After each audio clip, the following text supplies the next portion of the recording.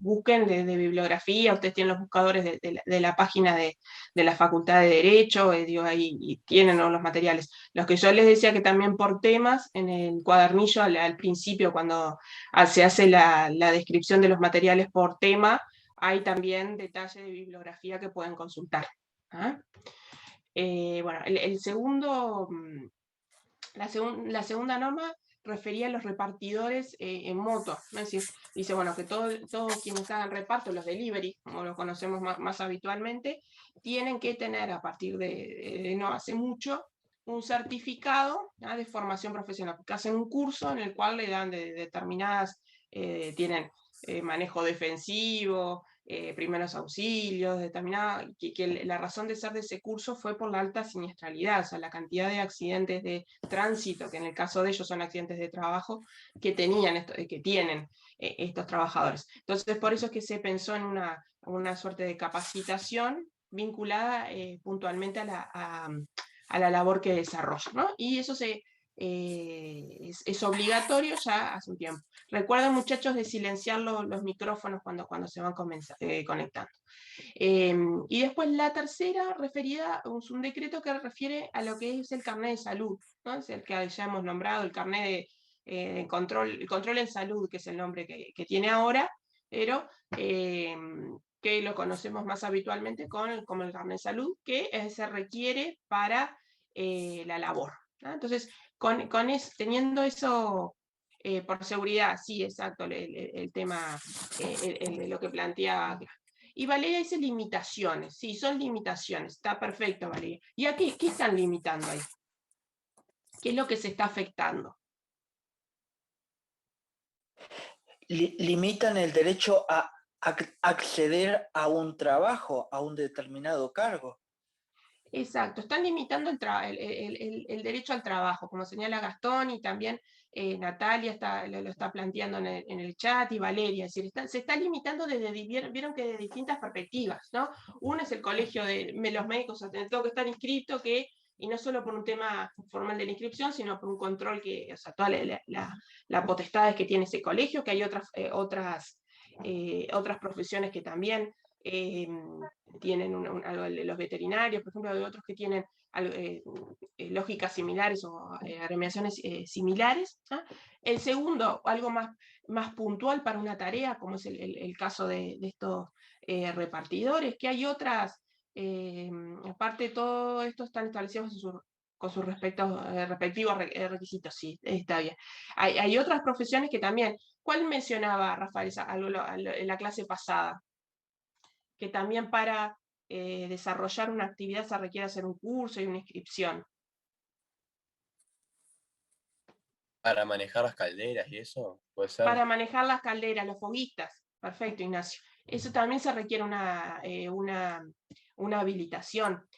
También en menor medida se puede ver quizás algunos de ustedes, o sea, si trabajan en el rubro gastronómico, para lo que es quienes manipulan alimentos, ¿ah? Tienen que hacer aprobar un examen y les dan un carnet ante las intendencias, ¿no? Es decir, son son requisitos que, como dice Valeria en el chat, que se establecen para un curso. Ahora después vemos por qué son esas cosas. Y el último es algo general, ¿no? Que después también lo vamos a retomar el curso, que es el tema del carnet de salud. Es, bueno, para trabajar tenés que tener tal cosa. Si no, ¿y por qué decimos que es un límite del derecho al trabajo? Porque si no tenés, no tenés no estás inscrito en el colegio médico, no tenés el carnet de salud, o no tenés, si sos repartidor, ese carnet de habilitante, no podrías trabajar. Por eso es que decimos que hay una limitación a la libertad del trabajo. Ahora bien, vean esto otro, a ver si me pueden responder. A ver. Esta situación. Juan es un gerente de comercio exterior, si los compañeros que son licenciados, los futuros licenciados en relaciones internacionales, capaz que podrían postular para el cargo de una planta de fabricación de automóviles desde el 2010. ¿Ya? Y ahora las preguntas que le formulo es esta. Primero, ¿podría Juan trabajar fuera de su horario de trabajo en esa empresa de fabricación de autos, en una empresa dedicada a la venta de productos por catálogo? Es decir, que él trabajara en esa fábrica de automóviles, y aparte fuera de su horario, como es todo online, porque es venta por catálogo, dedicarse a eso. ¿Podría? Sí, podría. Y sí, ¿Por por qué? ahora no hay ningún impedimento. No hay ningún impedimento. Porque para realizar esa segunda actividad no tiene que tener ningún conocimiento, vamos a decir, específico. Es algo que lo puede aprender realizando la tarea. No tiene que tener ningún título ni nada. No tiene ninguno. Estaría Bueno, la, el la carnet de salud posibilidad. sí. El carnet de salud lo va a tener que tener. Pero Estaría la está bien. posibilidad Pero que por- seguramente los dos. Sí. Está bien. Manuel, ¿querías decir algo? No, consultar si estaría la posibilidad de que en el contrato de Juan, cuando accedió a ese trabajo, se haya estipulado que tenía que tener exclusividad, por ejemplo, de trabajar por completo en eso y no en otra cosa. Ahí habría un elemento que podríamos agregar, que está muy bien lo que plantea Manuel y Claudio también. Bueno, si acordó exclusividad con la empresa, ahí el panorama sería distinto, ¿no? Si no lo acordó, sería lo que planteaba Valeria y creo que Vanessa también. Ahora vamos a agregar una... Que no sean empleos públicos también puede ser, ¿no? Puede tener un empleo público y uno privado. Puedes tener más de dos Sí. que sean privados, pero el Estado solo te deja uno. Uno, sí. Igual en este caso decíamos son empresas privadas, no habría problema. Santiago agrega del contrato. Ahora vamos a retomar en la clase esto, pero está muy bien rumbeado todos los compañeros que han intervenido. Después, se podría descontar de su sueldo el costo de un curso de 15 días de duración de manejo de redes sociales que le pagara la empresa. Es decir, la AA le pagó un curso de manejo de redes sociales el mes pasado. Este mes hacen la liquidación de sueldos y ponemos en los débitos el curso. ¿Se puede? ¿Qué piensan? Creo que si hubo un previo acuerdo, sí, porque puede ser que ese curso le sirva también en otros ámbitos de la vida, no solo en el trabajo.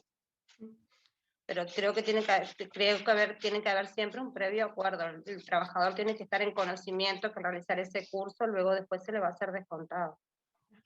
Adriana y Claudio ponen que no en el chat. ¿Por qué lo debería de pagar la empresa? Creo que es un derecho del trabajador que la empresa lo capacite. No desconozco un poco las leyes acá, pero la empresa debe capacitar al trabajador y no descontárselo, porque es conocimiento y preparación para la empresa. Es para desempeñar la tarea, lo que señala Claudio, y va en la línea un poco de lo de Evo, y dice, bueno, es para formar, es un tema del... ¿Se acuerdan cuando hablamos en la primer clase, aquella de un poco que decíamos de nivelación o de presentación del tema del mundo del trabajo, que decíamos, bueno, hay un deber también ante todo lo cambiante, todos los desafíos que nos presenta la tecnología y todos los cambios que se dan tan abruptamente de capacitar, de formar para reconvenir a los trabajadores. Bueno, podríamos quizás pensar que eso estaría incluido ahí, lo cual no quita... Sí, Valeria. Quizás la diferencia es en la exigencia. Yo capaz lo que no me parece bien es que si la empresa te lo exige, sí, ahí no te lo tendrían que descontar, pero hay situaciones, y la conozco personalmente, en que la empresa te propone un curso, si querés hacerlo, pero te dice que en algunos casos no es todo el monto total, pero te dice que lo podés hacer, que te va a servir para el trabajo y para otros ámbitos de la vida y te descuenta un porcentaje. Un minutito que no te lo exige en realidad. Sí. Te lo propone. Estoy de acuerdo.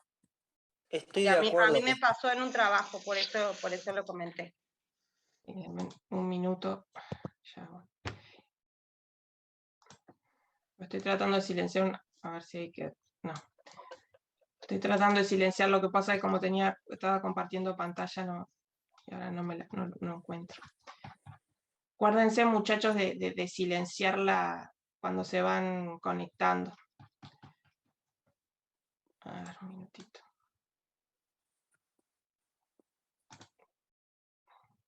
Creo que ahora sí estamos todos silenciados, sí. Está. Sí, decía, bueno, a veces hay acuerdos, pero vean el tipo de que decíamos, está bien lo que planteaban los compañeros en cuanto a veces que hay acuerdos, pero lo que tengan en consideración el tipo de actividad. O sea, en el primero decíamos, en esta segunda, la segunda pregunta, ¿están viendo pantalla? Porque ahora se me... No, profe, no se ve. Yo seguía hablando y no había quedado. Perdone. Ahora sí. Decía, el tipo de actividad, que a veces el quiebre está allí. En la que mencionábamos recién en un curso de redes sociales. Ahora, vean esta otra situación.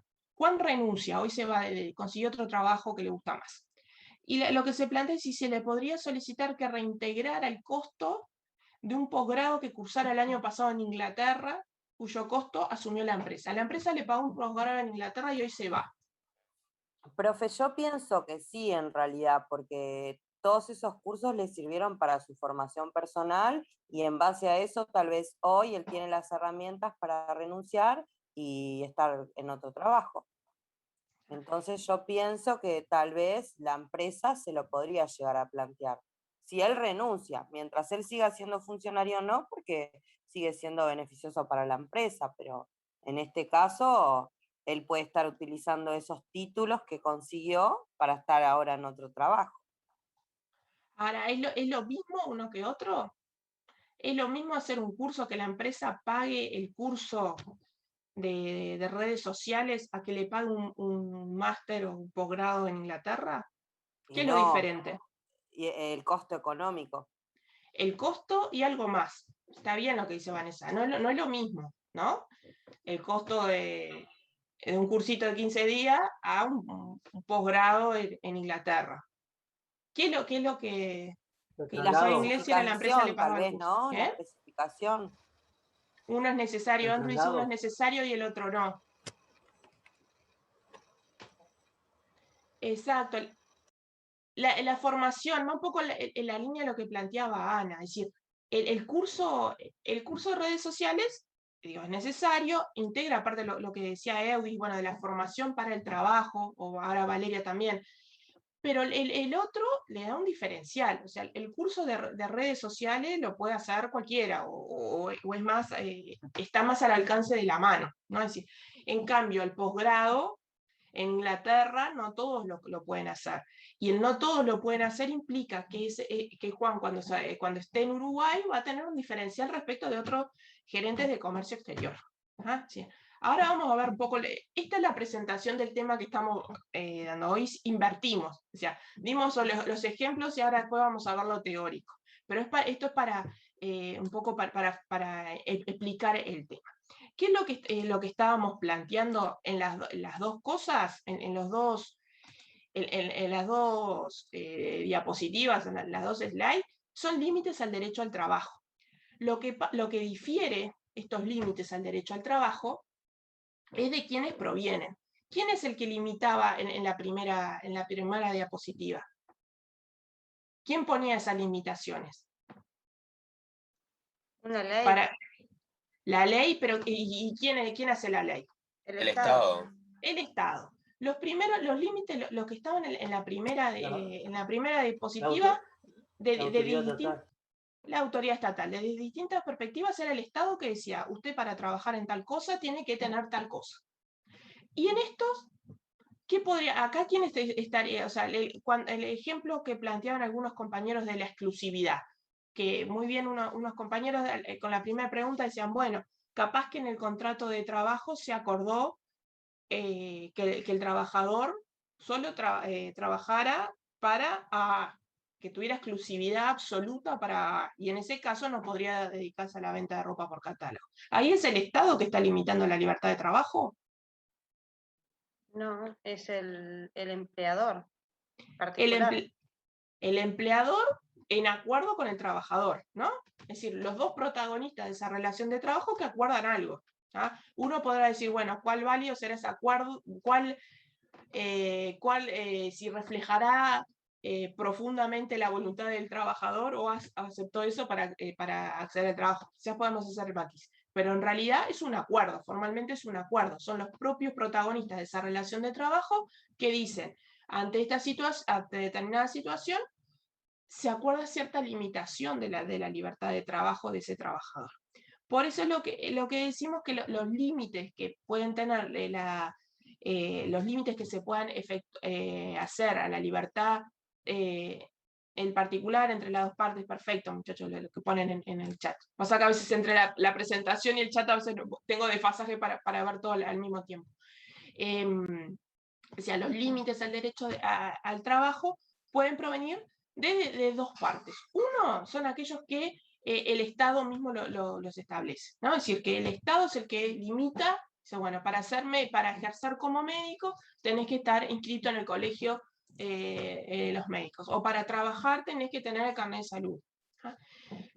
Hay otro tipo de límites que provienen o derivan de la voluntad de las partes. Y acá cuando referimos a voluntad de las partes, hacemos referencia a esto, lo que les decía, a los protagonistas de esta relación de trabajo, al empleador y el trabajador, ¿ah? Que en determinado momento acuerdan, en algunos casos antes incluso de que comience la relación de trabajo, limitar esa libertad de trabajo. Otras veces es durante el devenir, ¿no? Es decir, cuando va durante la vida de ese contrato de trabajo que se hace este tipo de acuerdo.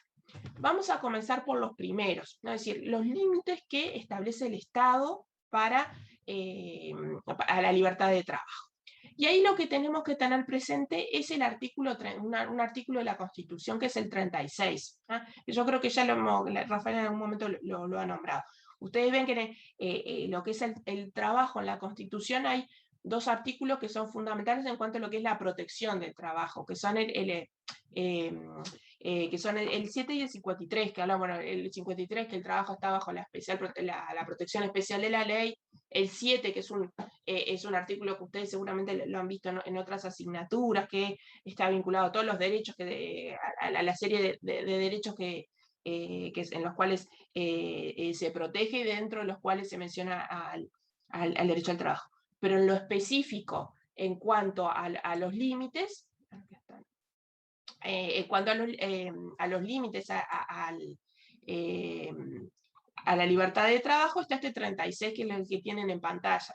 Toda persona puede dedicarse al trabajo, cultivo, industria, comercio, profesión o cualquier otra actividad lícita, evidentemente, salvo las limitaciones de interés general que establezcan las leyes, que establezcan las leyes. Y esta última parte es la que nos da luz acerca de cómo pueden ser esos límites. Primero por ley, ¿ah? Es decir, tienen esas que son las limitaciones a la libertad en general y en particular a la libertad de trabajo son por ley. Ustedes vieron que cuando yo les pasé la primera diapositiva, las últimas dos eran decretos, pero esos decretos estaban reglamentando algo que decían otras leyes, entonces por eso que no, estarían en cierto modo comprendidos, pero quédense con también creo que era Gastón, que decía, bueno, provienen de la autoridad estatal. Bueno, provienen de la autoridad estatal desde alguna de las formas en las que tienen que pronunciar. Lo más correcto y lo más habitual es que sea por ley. ¿Ah? Y lo otro, por razones de interés general, es decir, ¿por qué la ley limita esa libertad de trabajo? ¿Por qué la ley dice, bueno, el médico para ejercer tiene que tener un título profesional, tiene que estar registrado en el Ministerio de Salud Pública, tiene que estar afiliado o integrar el colegio médico? ¿Por qué lo dice? Por la seguridad de los pacientes. Por la seguridad de los pacientes, porque hay un interés general de todos en proteger, que el día de mañana, si yo tengo apendicitis, no sé, me opere alguien, un cirujano, o sea, que alguien que hizo un curso, que la Facultad de Medicina, un curso, toda una formación, que dice, no, sí, está habilitado para ejercer tiene la idoneidad para ser cirujano, ¿no? De acreditación de médico por seguridad. Y esto ustedes lo pueden ver en cualquiera de las otras profesiones. Si es un arquitecto, bueno, que el día de mañana, si yo me voy a hacer una casa, no se me caiga las paredes, ¿no? Es decir, no es que alguien que dice, sí, porque a mí me gusta dibujar, yo soy arquitecto. No. Bueno, si querés ser arquitecto, anda a la Facultad de Arquitectura, hace toda la carrera y después vamos a validar que tú realmente tenés la idoneidad para ser arquitecto, ¿no? Para ser ingeniero, para hacer lo que sea, o sea, cualquiera de estas profesiones. Incluso agregamos, a veces no solo para las profesiones, también para algún oficio, como hoy recordábamos el foguista, ¿no? Es decir, bueno, tenés que tener determinado curso o cumplir con determinado requisito. Y ahí está un poco el tema de lo que está planteado allí en la diapositiva, la diferencia de lo que es la elección de la profesión y de lo que es el ejercicio de la profesión. Es decir, el Estado me va a poder poner limitaciones a lo que es el ejercicio de la profesión. Me va a poder decir, si no tenés el título de ingeniero, no vas a poder hacer un puente en la interbalnearia. Ahora, lo que no me va a poder decir el Estado es, vos tenés que ser ingeniero, vos tenés que ser carpintero, vos tenés que ser maestro. ¿No? ¿Se entiende la diferencia de esto, de lo que es la elección de la profesión a lo que es el ejercicio de la profesión? Sí, perfecto, profe. Ahí está.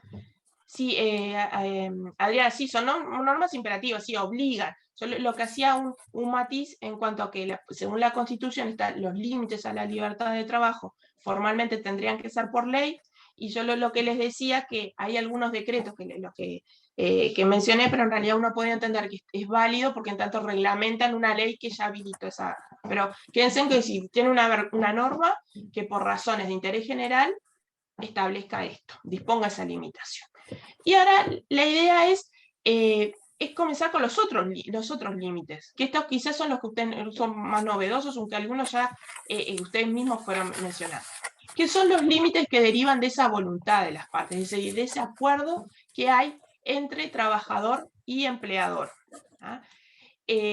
Una pregunta técnica, nada que ver. Cuando yo estoy compartiendo pantalla, si tengo el chat abierto, ¿ustedes ven el chat abierto? ¿O ven solo la pantalla? No, se ve solo la pantalla. Está, porque lo tengo abierto para verlo y si no los estaba tapando. Está, perfecto, gracias. Yo aprendo con ustedes también. Esto es todo, aprendemos todos. Decía, los límites que derivan de la voluntad de las partes. Hoy vamos a mencionar tres de estos límites. Recuerden los micrófonos, muchachos, por favor. El tema de la exclusividad, que hoy ya algún compañero mencionó, la permanencia, el pacto o acuerdo de permanencia, que ahora vamos a ver qué es, y la no concurrencia, que también vamos a ver qué es. ¿Qué es lo que tienen en común estos tres pactos en el caso de Uruguay? Que no hay una norma, no hay una ley, no hay un decreto que establezca específicamente, bueno, si quiero hacer un pacto, recuerden los micrófonos, muchachos. Si quieren hacer un pacto de exclusividad, no hay una norma que diga, bueno, el pacto de exclusividad tiene que tener tal o cual requisito. No lo hay. Sí, en Uruguay, en otros países sí, hay por lo menos de algunos de estos pactos están regulados, pero sí se guían por principios generales del derecho, por aspectos más generales que en definitiva se entienden que se admiten. Lo que no van a encontrar ustedes es la ley número tal o el decreto tal que establezca los requisitos. Y lo otro que diríamos en común de estos tres pactos es que es conveniente que sean por escrito. Es decir, como les decía, no hay una regulación, o sea, no hay un requisito de solemnidad o una exigencia que diga, bueno, si el pacto de exclusividad no está por escrito, no es válido. No lo hay. Pero ¿por qué les parece que es sumamente conveniente, necesario que si se va a hacer algún tipo de estos pactos, sea por escrito? Por la prueba, exacto, que dicen los compañeros Diego y Daniela que mencionan en el chat. Por motivos probatorios, es decir, si yo el día de mañana tengo que hacer valer que hay un pacto de permanencia o que acordé exclusividad, si lo tengo por escrito va a ser mucho más fácil que yo lo pueda demostrar. Es decir, si es verbal, voy a tener que probarlo por otros medios. No es que no lo pueda hacer, pero va a ser mucho más difícil. Entonces,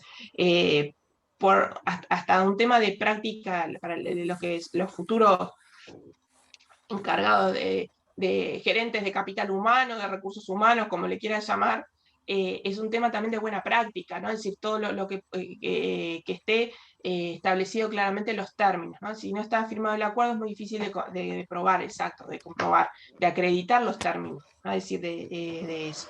Es lo mismo que pasa salvando la distancia con los contratos de trabajo. En Uruguay, salvo para algunos casos muy puntuales, no es obligatorio que exista un contrato de trabajo por escrito. ¿Pero por qué se hace? Para que estén establecido claramente los parámetros generales que guían esa relación de trabajo, ¿no? Entonces, y si hay cláusulas especiales como pudieran ser estas, más aún, ¿no? Entonces vamos a empezar a verlos. Lo primero es la exclusividad, ¿no? Que hoy ya la mencionaron en clase algunos compañeros, vinculado a el tema de la prohibición, de si podía o no trabajar en otro lado Juan, ¿no? Ese ejemplo que planteamos, ¿no? La exclusividad lo que plantea es la prohibición de que el trabajador realice otra actividad remunerada, ¿no? En otra parte. Ahora, hay dos tipos de exclusividad, o podemos ver un matiz importante en lo que es la exclusividad, ¿no? Uno es la exclusividad relativa. ¿A qué apunta la exclusividad relativa? A que el trabajador no puede desarrollarse en otro giro igual, ¿no? En el caso que, bueno, igual o similar. En el caso que planteamos, ¿en dónde no podría trabajar si acuerda una exclusividad relativa? En una empresa que se dedique también al tema de los autos, como era la empresa que ella trabajaba. En la competencia, o lo que señala Vanessa, o sea, otra fábrica de autos. Si trabajaba en Peugeot, no va a poder trabajar en Renault. Es decir, para hacerlo claro. Eso está, vieron que ahí ponemos, dice, íncito en el contrato. Es decir, no es necesario que me aclares que yo si soy el gerente de comercio exterior de Peugeot, no voy a poder trabajar en Ford, o por lo menos sin que vos sepas y me hayas habilitado, especialmente vos empleador me refiero, me hayas habilitado. Hay un tema de confidencialidad firmado o por ética, y yo les diría, está bien lo que planteaba Adriana, pero en general por la buena fe, ¿no? Es decir, por el principio de buena fe que tiene que guiar a las dos partes, ¿no? Es decir, se entiende que por un deber de lealtad, también por un tema de confidencialidad, por la información que manejen, que no es necesario que me aclares que no voy a poder trabajar, si trabajo en Coca-Cola, que no voy a poder trabajar en Pepsi, y más en unos cargos como el que estábamos. Pero en Uruguay hay dos giros de actividad que se da la lógica inversa, ¿no? Es decir, que podría estar trabajando y que es común que trabaje, que se dé el pluriempleo en el mismo, en la salud, está bien Gonzalo lo que plantea. La docencia, por ejemplo. Y en la docencia, exacto. En los dos, creo que fue Andrew que me mencionó, uno es la salud y el otro es la docencia, es decir, la enseñanza. Ahí ustedes van a ver que piensan en los profesores que tuvieron en el liceo, ¿no? Que trabajaban en 5 o 6 liceos al mismo tiempo, o el médico quienes guardian en distintas instituciones de asistencia médica. Ahí se da la lógica inversa, ¿no? Serían dos casos excepcionales, que si quiero limitar la libertad de trabajo, ¿no? Que si quiero, en este caso, si quiero que un médico, porque es muy reconocido, porque tiene determinada experticia y yo estoy en determinada institución, soy el gerente de determinada institución médica y quiero que solo trabaje para mí, lo voy a tener lo voy a tener que consignar. Esos serían dos casos excepcionales, ¿no? Pero que responden a la propia forma o dinámica de esos tipos de vínculos laborales. Lo otro es lo que se llama la exclusividad de tipo absoluta, ¿no?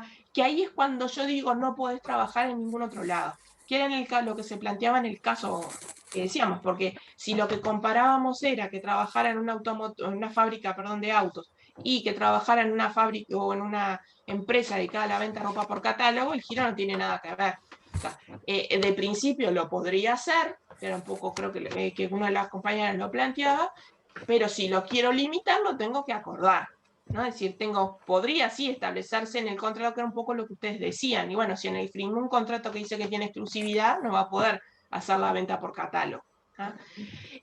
Acá sí va a requerir pacto expreso, acá no se puede entender que deriva del contrato que yo solo tenga que trabajar en un lado, no, la máxima es la libertad de trabajo, lo que sean excepciones hay que establecerla, y hay que establecerla en el sector financiero, por ejemplo, con el SIG, hay determinados giros que es común el tema de la exclusividad por el tipo de información y los vínculos que manejan, que se establezca.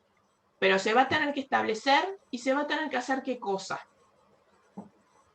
Va a tener que estar por escrito Y tiene que estar pago, profe, porque la exclusividad se paga, ¿no? Si yo no puedo Exacto. conseguir otro trabajo, tengo que recibir más dinero. Exacto, lo que como planteaba Vanessa, se tiene que compensar, ¿no? Es decir, tiene que haber una compensación económica. No se puede, supongan el caso de un trabajador que cobra el mínimo del sector por consejo de salario, el salario mínimo para su categoría, no se le va a poder pedir exclusividad, porque en el salario mínimo no está contemplado que alguien trabaje en régimen de exclusividad. Va a tener que, va a tener que tener algún tipo de remuneración diferencial, no el mínimo. O sea, se va a tener que compensar económicamente eso. No es que van a, en el recibo de sueldo les va a aparecer por exclusividad, compensación por exclusividad, sino que podría, pero no es lo habitual. Lo que sí yo me refiero es que cuando fijan el monto del sueldo, se va a tener en cuenta que determinado trabajador se desempeña con exclusividad.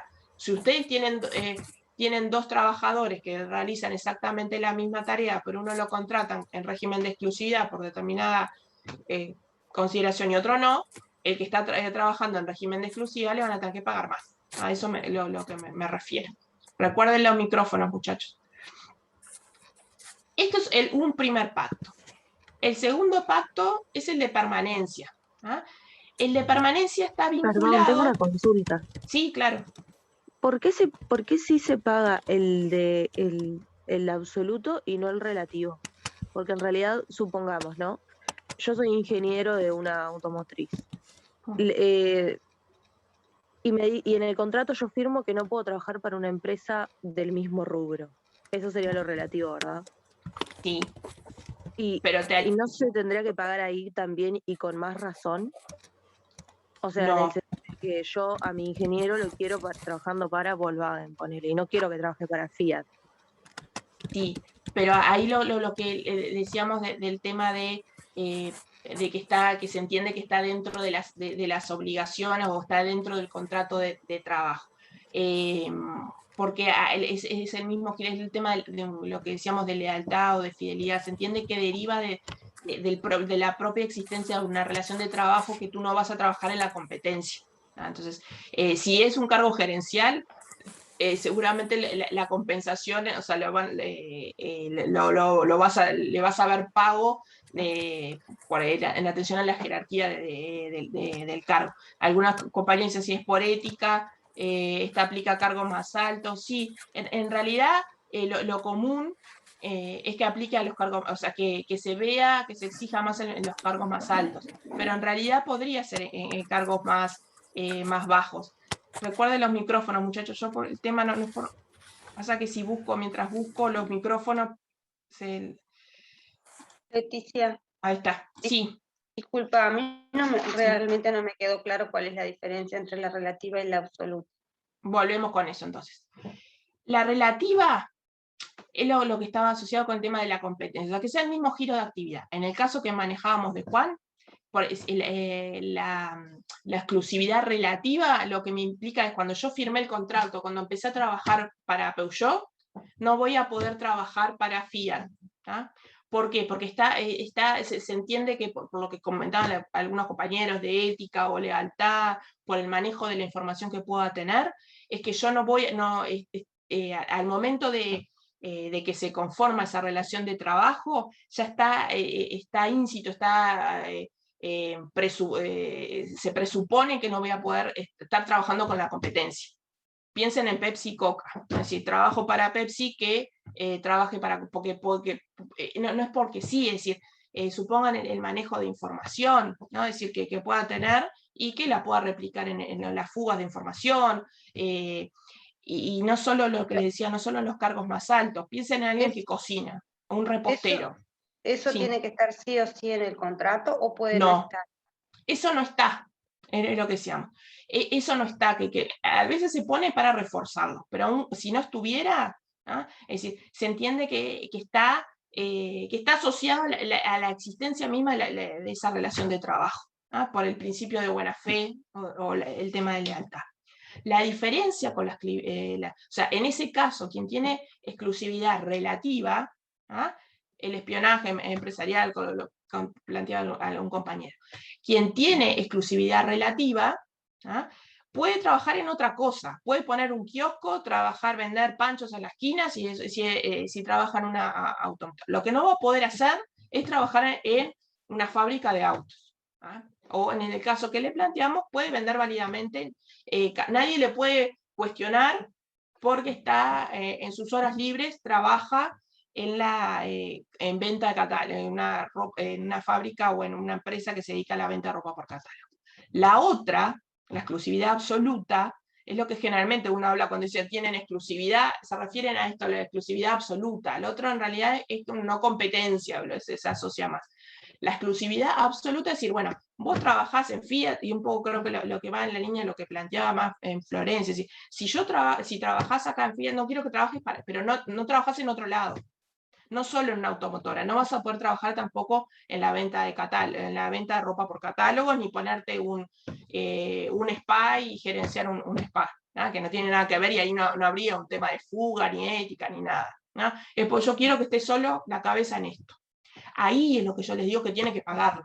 ¿Por qué? Porque me está limitando la libertad de trabajar en otro lado, y ahí no hay ninguna justificación de esa limitación, porque si trabajo en una fábrica de autos, que yo trabaje en un spa o venda ropa o ponga un carrito para vender pancho, no me va a cambiar en nada, no va a afectar a lo que es la actividad de venta de autos. ¿Ah? ¿Se entendió ahí? Si no, vamos de nuevo. No, está bien. Entendí, perfecto. gracias, Leticia. ¿Sí? Bueno. Rafael, ¿estás por ahí? ¿No? ¿Conectaste todavía? No se conectó todavía. Bueno, seguimos. Ahí vamos a empezar a ver la permanencia. ¿Ah? Acá. ¿Qué es la permanencia? ¿No? Está vinculado con las otras preguntas que hacíamos, ¿no? Es un pacto, un acuerdo que hacen también trabajador y empleador de decir, bueno, yo te voy a pagar determinado curso, determinado posgrado, el posgrado en Inglaterra. ¿No? Pero como para mí implica una inversión, costear eso, ¿no? Tu trabajador te comprometes a no renunciar por determinado periodo de tiempo. ¿Tá? ¿Y por qué? Porque ahí lo que quiere la empresa es amortizar esa inversión, es decir, que todos esos, ¿por qué le pagó ese posgrado en Inglaterra? ¿No? Es decir, se lo pagó para que limita la facultad de renunciar. Perfecto, Valeria. Se lo pagó para que después, o sea, que aprendiera y que después quisiera con eso que aprendió. Es porque es bueno el empleador, lo aplica. Exacto. La empresa. Exacto, lo que Valentina, Verónica, Vanessa, todas con B, Valentina, Verónica y Vanessa.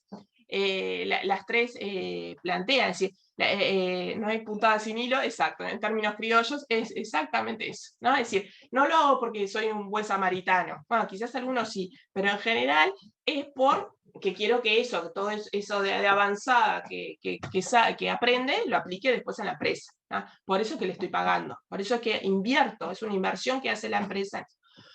Y vean acá lo que yo les decía, ojo con el tipo de lo que estoy pagando, que era lo que ustedes tenían la diferencia en el matiz entre el 2 y el 3 de las preguntas. En uno era un tema de redes sociales, como podía ser un curso, no sé, de operador PC, o un curso de...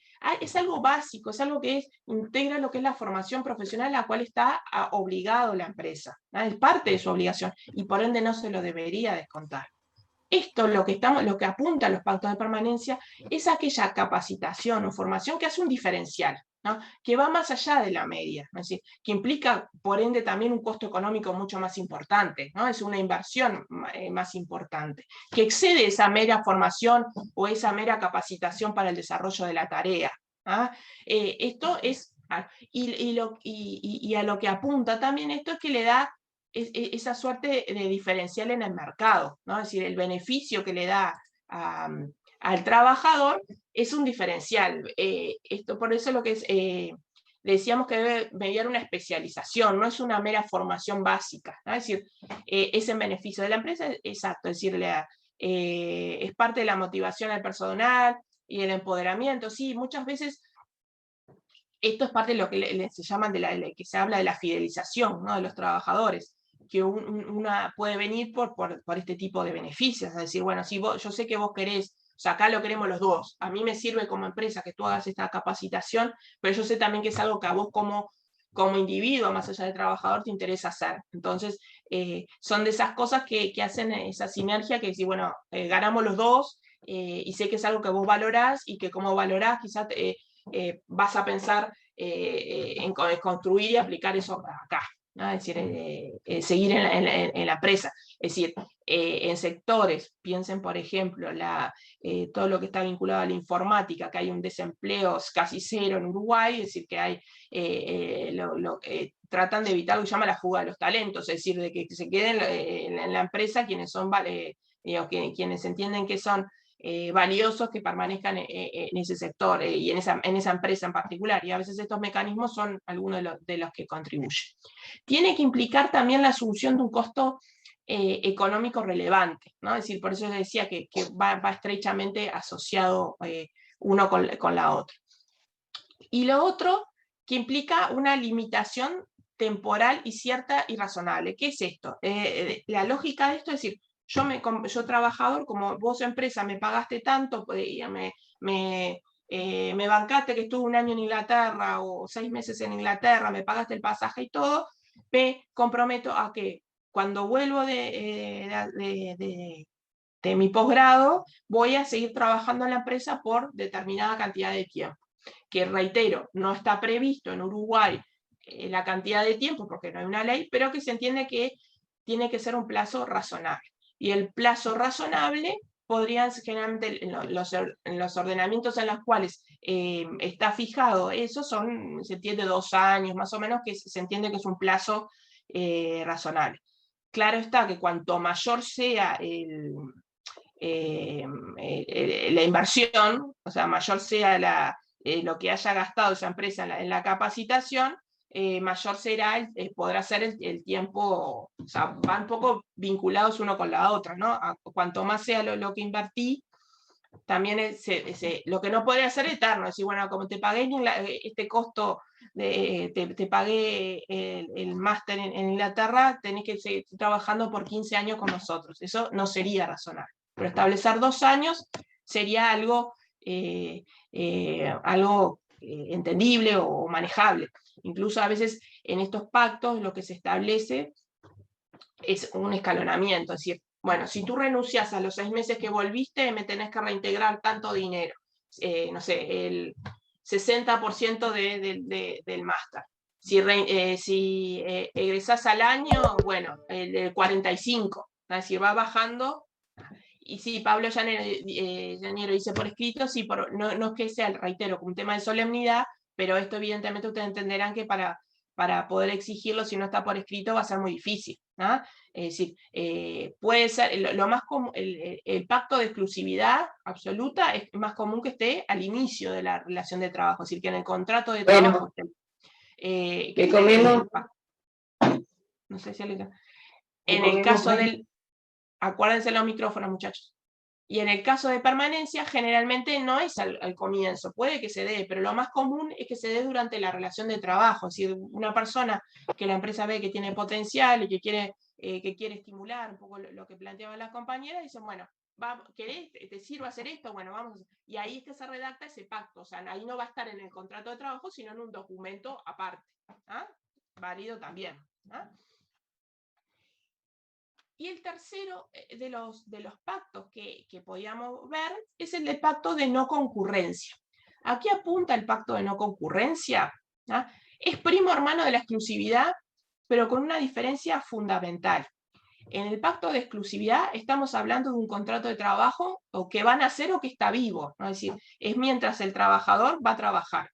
El pacto de no concurrencia entra a regir, o sea, va a tener validez una vez que se terminó la relación de trabajo. ¿Ah? Es decir, lo que apunta el pacto de no concurrencia es decir, tú trabajaste en la fábrica, trabajabas en una fábrica de automotores, vas a cesar, bueno, lo que acordamos es que tú no te vas a dedicar a trabajar en ninguna fábrica de automotores por determinada cantidad de tiempo. ¿Ah? Es decir, dejás de trabajar en AA, en el ejemplo que planteábamos hoy. Bueno, por 3 años, por 2 años, diría 3 ya sería medio mucho, por 2 años no podés trabajar en una fábrica de automotores. Eso es lo que, y está el compromiso de ese trabajador de no trabajar en una fábrica de automotores, o en el giro automotor, o en el giro automotriz, en determinado territorio, en el país, en el continente, o lo que sea, y la otra pata, que evidentemente, que va a percibir una compensación económica por ese tiempo. ¿Por qué? Porque me estoy absteniendo de trabajar en determinado giro de actividad. Entonces, acá el escenario es decir, deja el trabajo. ¿Alguien le quiere hablar?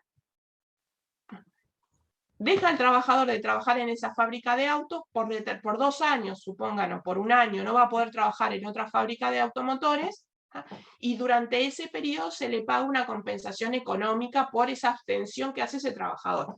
¿Por qué? Porque si no existiera este pacto de no concurrencia, que es excepcional, ¿no? Es salvo en los cargos gerenciales, y inclusive tampoco en Uruguay es tan recurrente, el trabajador podría al otro día, o sea, que el trabajador que trabajaba en Peugeot empezar a trabajar en Ford, si no hay este pacto, si no hay un acuerdo en el sentido de limitar esa libertad de trabajo.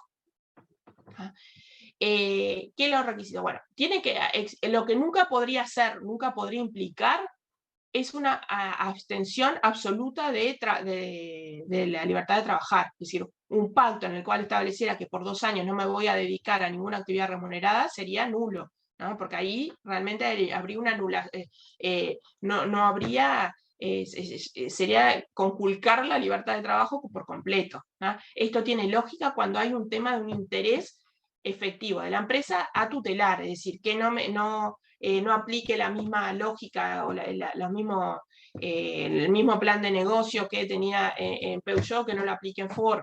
Es decir, que no piensen los que están vinculados a los clientes, ¿no? Es decir, que no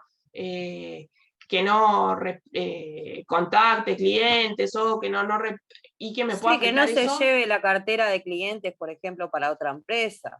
Exacto, que desarrolle una misma técnica en determinado lugar, ¿no? Es decir, entonces, eso es lo que ahí está el efectivo interés empresarial, ¿no? Tiene que estar eso, si no está eso, o sea, que si trabajaba en una automotora, y ¿de qué me sirve yo, dueño de una automotora, de limitarle que trabaje en una casa de venta de ropa? En nada, no me va a cambiar en nada el giro, por eso es que eso no sería válido. Rafael, sí. Eso es muy común hoy acá en Uruguay en cuanto son las empresas Claro y Movistar, principalmente con Claro, como que son muy estrictos con este tema de no mantener ninguna actividad laboral similar. Exacto, y eso por el tema, piensen en el caso que planteaba la compañera, que es bien claro el tema, la posibilidad de fuga de información o de clientes o desarrollo de gestión similar, que podría afectar lo que es la estabilidad de esa empresa o afectado de algún modo. Entonces ahí se justifica, pero se justifica y tiene que compensarse. Si no hay compensación económica tampoco sería válido, ¿no? Es decir, porque si no, cuando dejo de trabajar puedo hacer lo que quiera. Ojo, puedo hacer lo que quiera, que tampoco implica violar un deber de confidencialidad, que siempre lo tengo aún cuando deje de trabajar. Eso es un matiz, pero todo lo que sea lícito y válido podría ser. Rafael, ¿te conectaste? Sí, estoy acá. Está, bárbaro. No, porque hoy yo no les dije, pero yo ahora después le voy a pasar el poder de administración a Facundo Rafael, porque tengo una actividad, me coincide con otra actividad, entonces ahora va a retomar Rafael, pero termino esto y ya te paso, Rafael. Dale, tranquila. Bueno, que tiene que ser, lo que decíamos, limitado temporalmente, o sea, acotado en cuanto a la duración, no puede ser eterno. No puedo, ni puedo decir no vas a poder trabajar en ningún lado, ni puedo decir no voy a poder trabajar en la industria automotriz de por vida. Tiene que estar acotado, porque quédense siempre cuando van a analizar estas cosas, que la regla es la libertad de trabajo. Estos son excepciones, son afectaciones, limitaciones que tienen que ser de interpretar estrictamente. En cierto territorio, no es común que sea mundial, que no pueda dedicar, dependerá quizás el tipo de actividad, podría llegarse a dar, pero si fuera un territorio muy amplio, generalmente es en el país, ¿no? O en la región. Si es muy amplio, ¿qué les parece que va a tener asociado? Si es muy amplio. ¿Qué será también muy amplia? Esta, la compensación económica. Cuanto mayor sea el tiempo, mayor sea el territorio, como dice Verónica, la compensación va a ser mayor. No es lo mismo decirte no vas a poder trabajar en la industria automotriz en Uruguay, o en Argentina, o en la región, en el Mercosur, ¿ah? A decir no vas a poder trabajar en toda América, o ni en América ni en Europa. Entonces ahí sí va a ser mayor, bueno, mayor va a ser la compensación. Y lo que decíamos, una compensación económica, que no tiene que ser meramente simbólica, sino realmente evidentemente no le van a estar pagando el mismo sueldo, porque si no para eso sería pero sí una compensación, un porcentaje, generalmente se maneja en un porcentaje del salario, el último salario que percibía. En algunos casos se hace todos los meses determinado, se le paga determinada compensación. En otros lo más común es que sea, por ejemplo, semestral, es decir, o trimestral. Bueno, cada 3 meses se paga determinada compensación. O podría pagarse todo junto, pero no es lo habitual. ¿Por qué no les parece que no sería conveniente pagar toda esa compensación cuando cesa el trabajador? Y por las dudas, si igualmente se quiere ir a buscar otra cosa, porque si se gasta la plata por necesidad va a tener que buscar otra cosa. Sí, y aparte porque allí es una forma de estimular el cumplimiento de ese acuerdo, ¿no? Es decir, que por la vía de los hechos no lo incumpla. Si cobra eso y después lo incumple, bueno, la empresa tendrá que hacer un juicio para que se le pague todo un juicio por el incumplimiento que hizo ese trabajador del pacto, pero en definitiva la plata ya se la dio. Entonces después anda a buscar la plata para que la devuelva. Dicho en forma muy rudimental, no muy jurídica. En cambio, si vos vas pagando progresivamente, también lo estás estimulando a que cumpla ese acuerdo, porque evidentemente si en un momento lo deja de cumplir, yo no te voy a seguir pagando, ¿no? Entonces por eso es lo que ese pacto. Con esto estuvimos viendo lo que son las limitaciones al derecho al trabajo. Ahora Rafael lo que va a seguir es con la parte general de derecho al trabajo, alguna punta que haya quedado, y después ya vamos a empezar con lo que es el trabajo forzoso, que era una de las, ¿se acuerdan que habíamos visto que era uno de los derechos fundamentales para la OIT, que era la eliminación del trabajo forzoso, y que van a ver que tiene muchas aristas actuales, no es solo uno piensa el trabajo forzoso como el trabajo de los esclavos, y lamentablemente hay muchas aristas que son actuales, ¿no? Es decir, y cercanas a nosotros. Es algo que pasa también lamentablemente en nuestro país. Con eso después ya vamos a empezar con otra modalidad que es bastante afín, tiene alguna lógica también en cuanto a limitación, que es la abolición del trabajo infantil la semana que viene. Después sí, ya la otra vamos a empezar con cosas que son más de todos los días de ustedes. Con esto me despido por hoy. Nos vemos la semana que viene. Disculpen que me tengo que retirar hoy, pero se me superponen los Zoom. ¿Ah? Que pasen muy bien y los dejo en muy buenas manos. Hasta luego, muchachos. Ya te lo pasé. Está sí, porque tengo una presentación hoy, así que. Luego. A ver, probá, ¿sabes qué, Rafa? Probá a ver si la podés compartir, porque así nos quedamos tranquilos que. A ver, parame.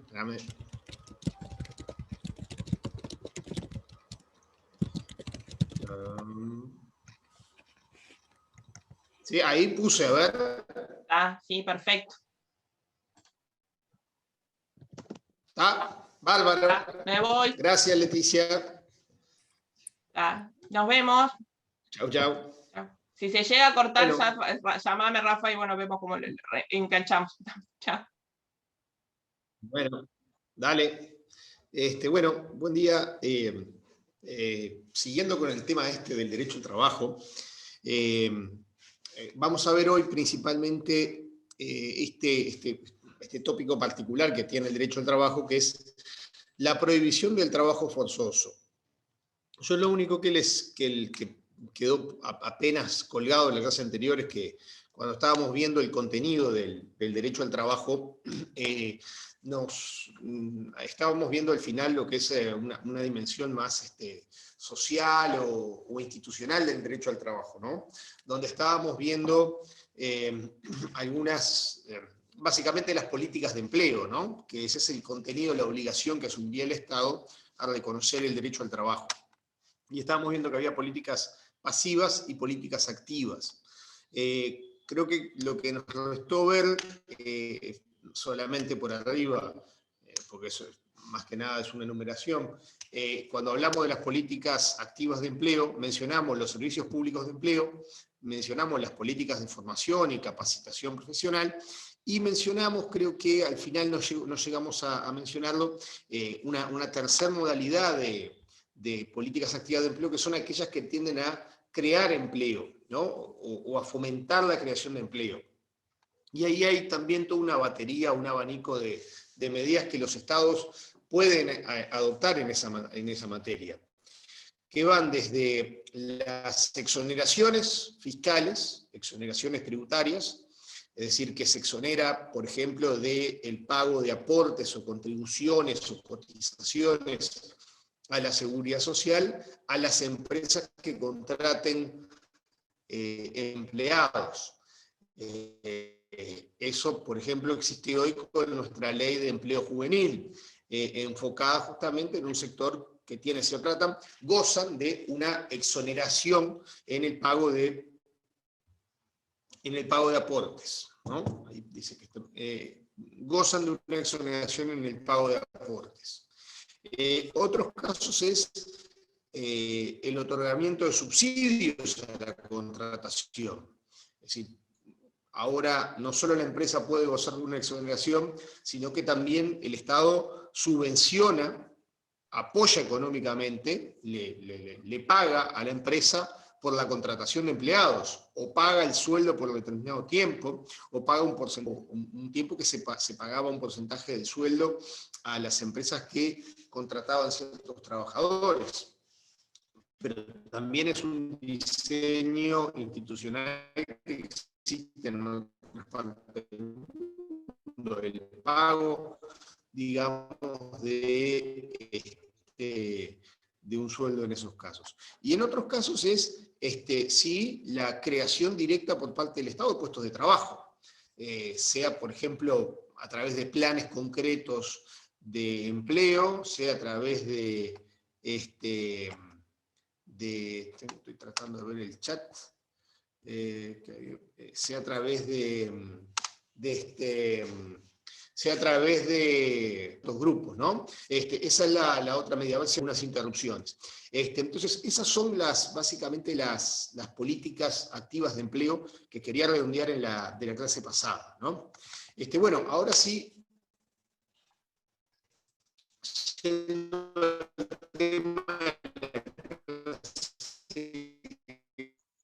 hoy, que es que tiene otro, o la proscripción del trabajo forzoso, del trabajo obligatorio, del trabajo forzado, ¿no?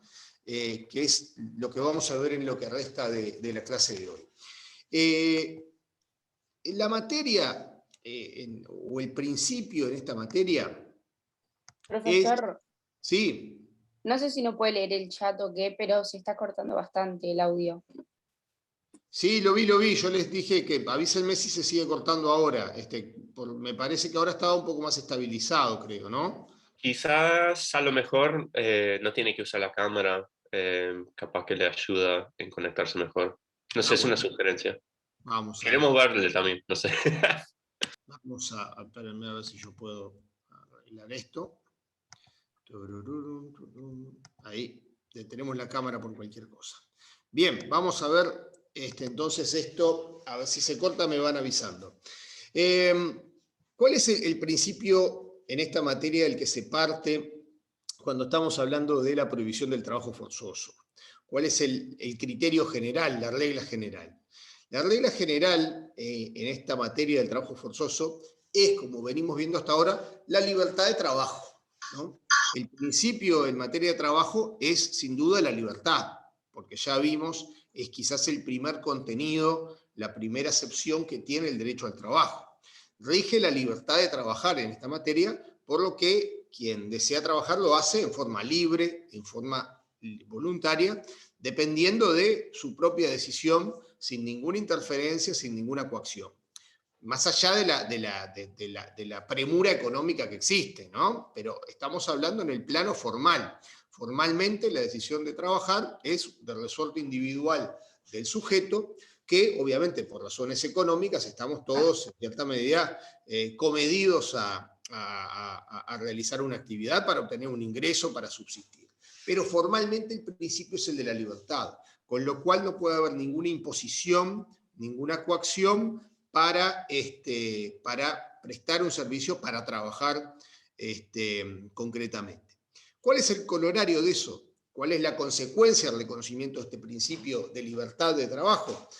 Es que están excluidas, están prohibidas, no son admisibles las formas o modalidades de trabajo forzoso, compulsivo u obligatorio, donde el trabajo no es elegido libremente por la persona, sino que se le impone a través de una coacción. Es decir, mire, usted tiene que trabajar, tiene que ir a hacer esto, ¿no? Usted tiene que ir a picar piedra, usted tiene que hacer este tipo de cuestiones, ¿no? Así que el corolario del reconocimiento de la libertad de trabajo es justamente la prohibición o exclusión de cualquier forma de trabajo forzoso, donde ese trabajo no es elegido libremente por el sujeto, sino que le viene impuesto por un sujeto externo, principalmente por el Estado, pero también se da en los hechos por particulares, por privados, que coaccionan a la persona para que realice una tarea que no quiere hacer, que no quiere cumplir.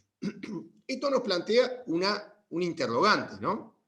Esto nos plantea una primera interrogante. ¿Existe un deber de trabajar?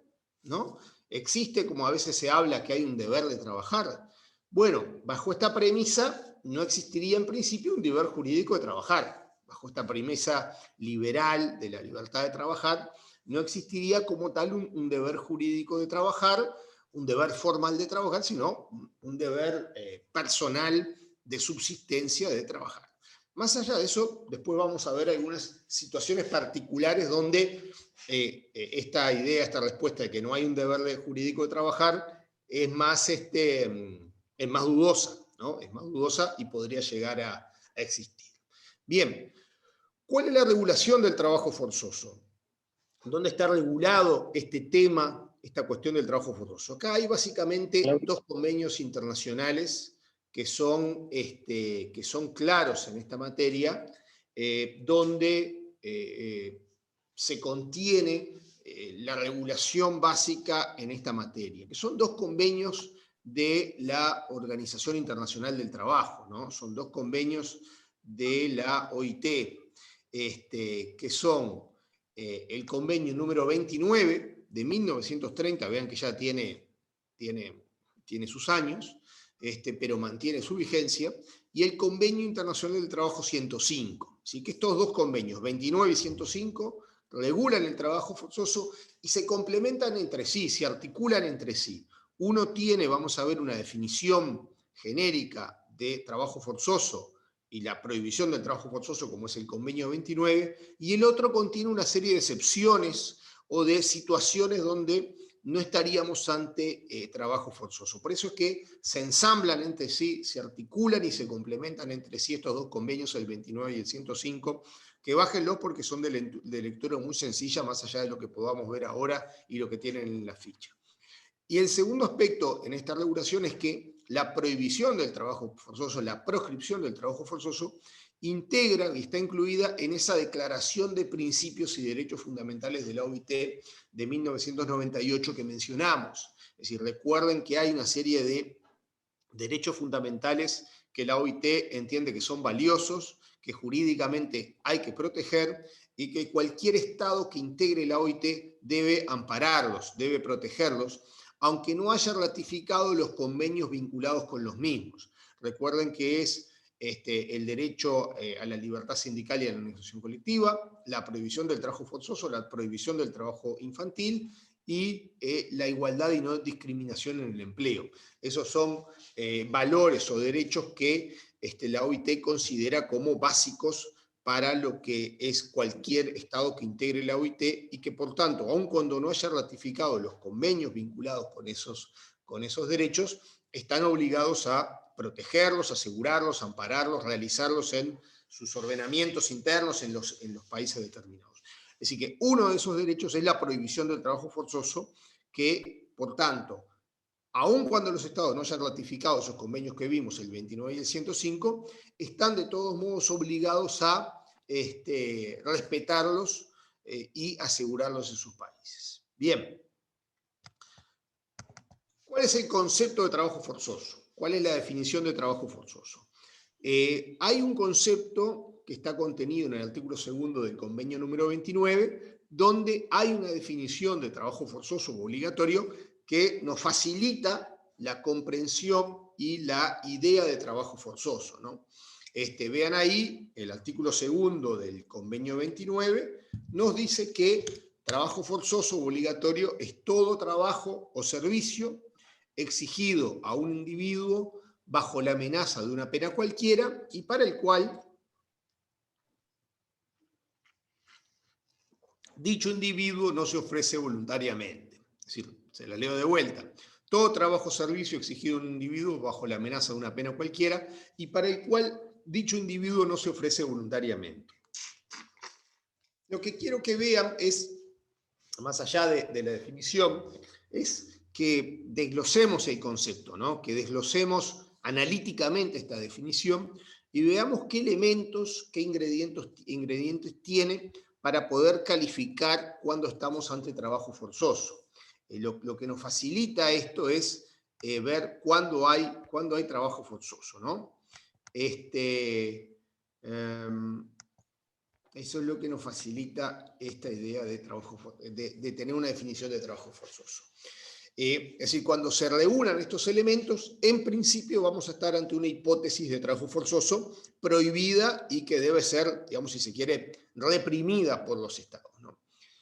Primer elemento de este concepto. Vean que dice todo trabajo o servicio, empieza diciendo la definición. Así que vean que la definición de la norma es bastante amplia. Es decir, dice todo trabajo o servicio, es bastante totalizante, por lo cual comprende todo tipo de trabajo, todo tipo de servicio, todo tipo de empleo, cualquiera sea el giro de actividad en que se desarrolle, sea la industria, sea cualquier otro sector de actividad, incluyendo el sector informal, dice la OIT. Es decir que el objeto sobre el cual puede recaer el trabajo forzoso o el trabajo que puede calificarse como forzoso es de cualquier naturaleza, de cualquier índole.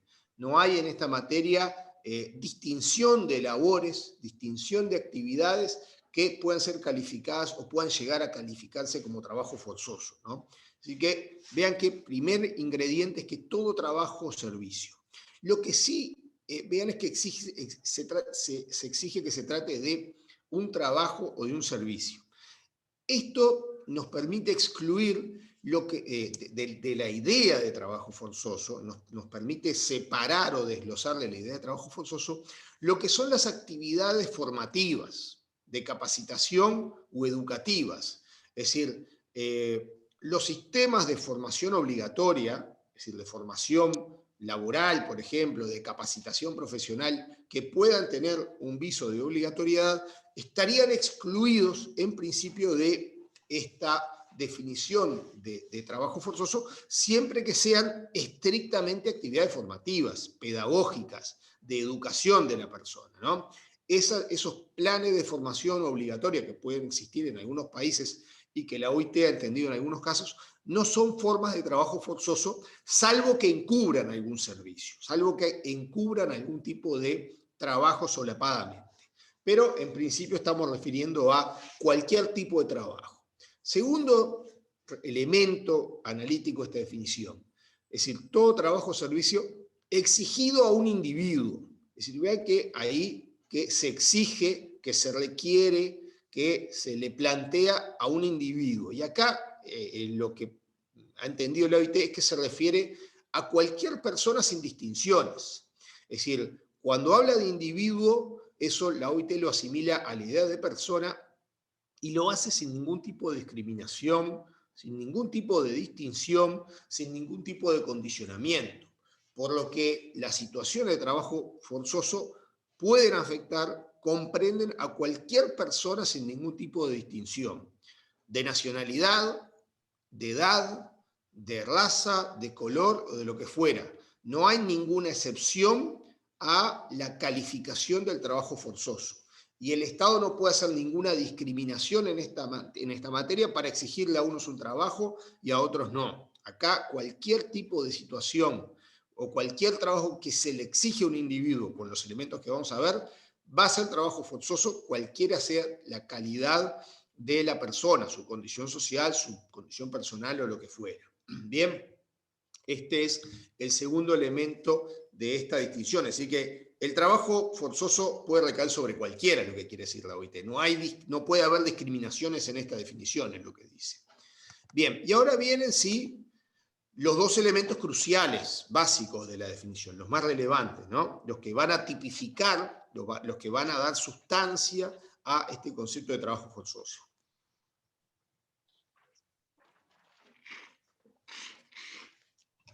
El tercer elemento es que ese trabajo se exige bajo la amenaza de una pena, ¿no? De una pena cualquiera. Es decir, vean que dice ahí, todo trabajo o servicio exigido a un individuo bajo la amenaza de una pena cualquiera, dice la definición, ¿no? Es decir, que acá ya estamos entrando a lo que va a calificar a el trabajo forzoso, ¿no? Estamos entrando al meollo del trabajo forzoso. Si se trata, estamos ante un elemento coactivo.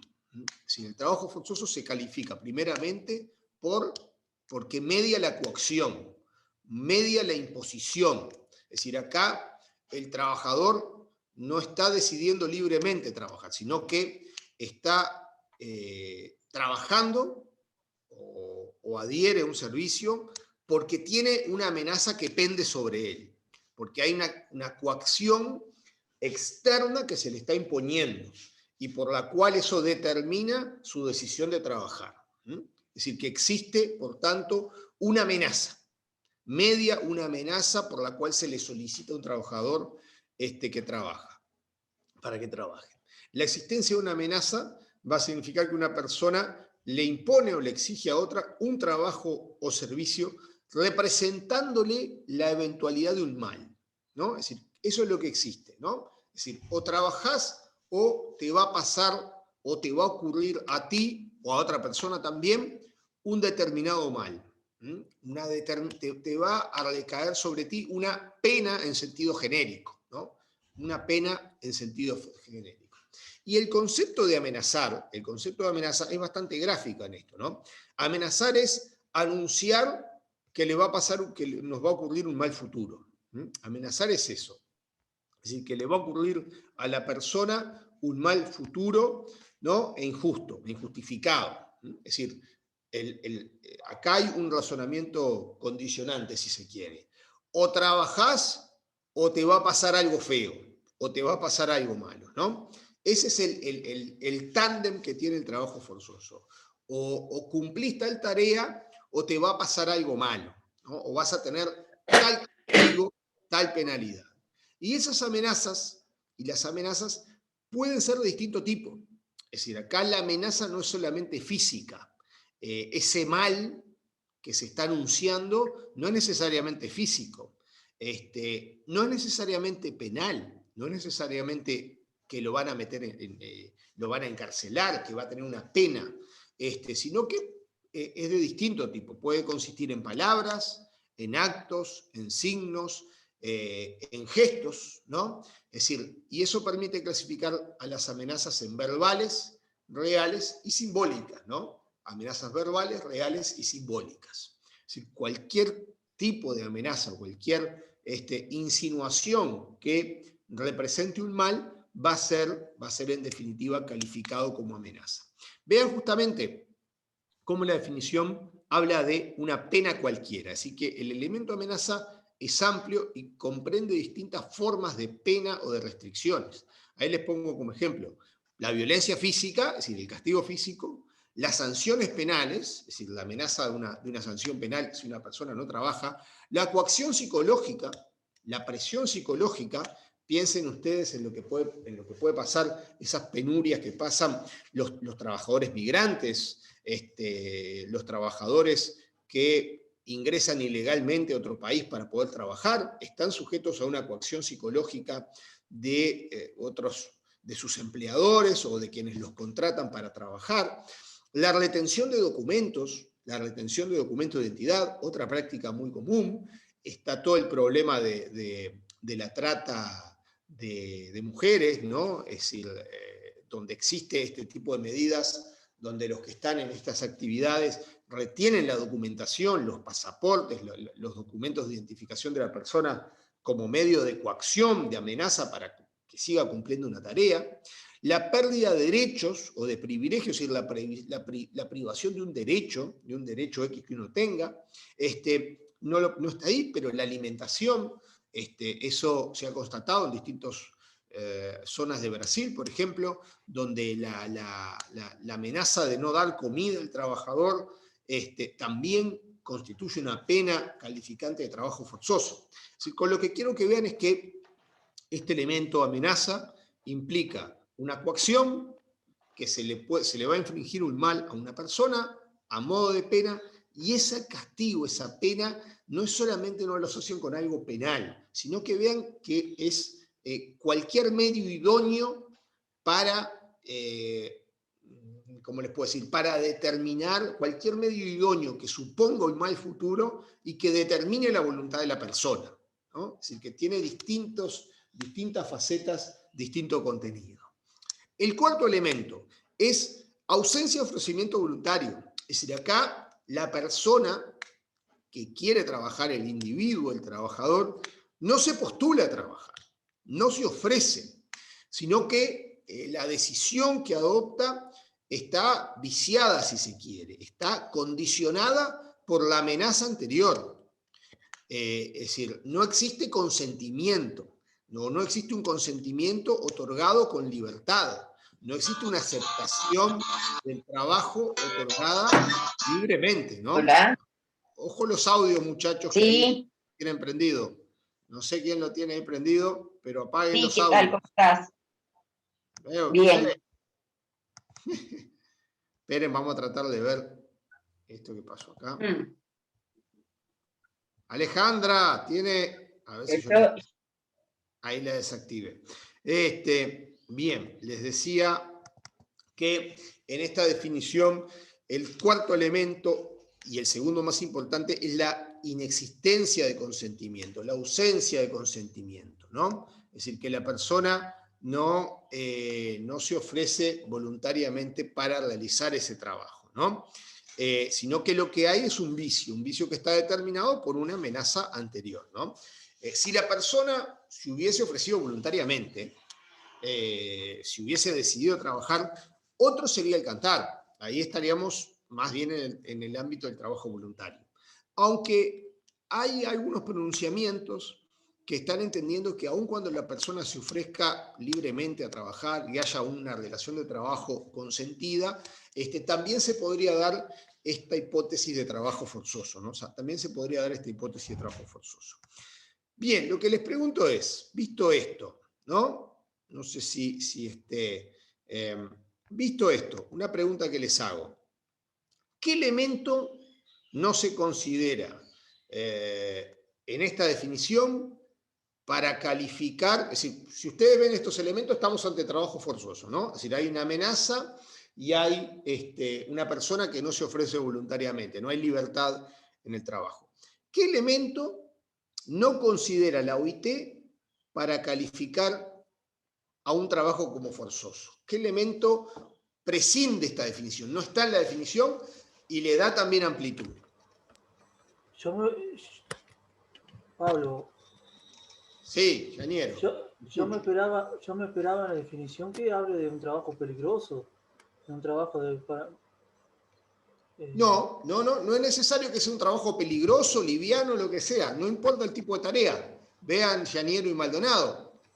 Capaz que la ley no contempla la capacidad para consentir o entender bien lo que es el trabajo, ¿no? O sea, define claramente lo que es el trabajo forzoso, pero lo que no contempla quizás es la posibilidad de la persona para no sé, entender eso, esa dimensión.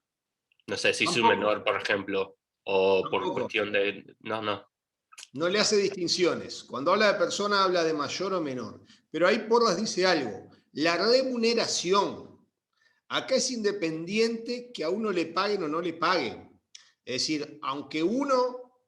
es decir, siempre que medie una amenaza y uno no se ofrece a ese trabajo, aunque le paguen, aunque le digan, mira, yo te voy a pagar y te voy a pagar bien, ¿no? Aunque haya una remuneración como contrapartida, de todos modos puede verificarse una situación de trabajo forzoso. Es decir, que vean cómo...